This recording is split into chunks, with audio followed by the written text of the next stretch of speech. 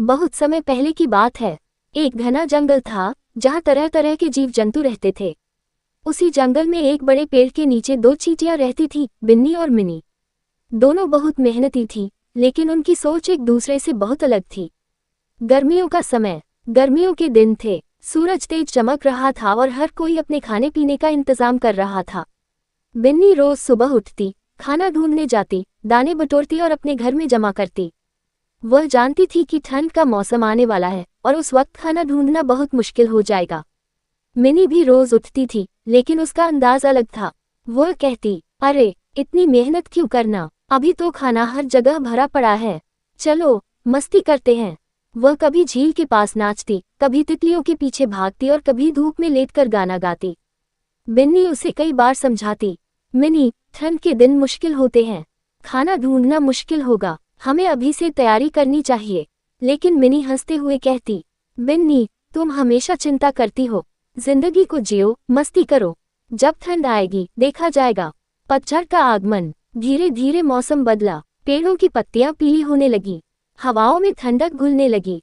बिन्नी अब और भी तेजी से खाना इकट्ठा करने लगी। वह जानती थी कि ठंड कभी भी दस्तक दे सकती है। मिनी अब भी मस्त थी, लेकिन अब उसे कुछ कुछ चिंता होने लगी थी। फिर भी उसने खाने की तैयारी नहीं की। वह सोचती रही कि अभी कुछ दिन और बाकी हैं। ठंड की शुरुआत। अचानक एक रात ठंडी हवा चलने लगी, आकाश में बादल छा गए और सुबह बर्फ की पतली चादर जमीन पर जम चुकी थी।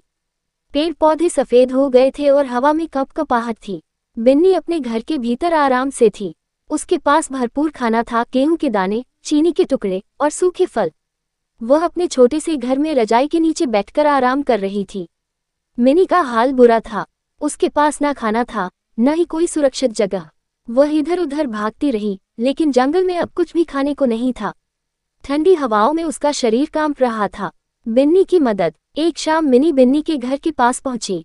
उसने धीरे से आवाज दी, बिन्नी क्या तुम हो, क्या मैं अंदर आ सकती हूँ?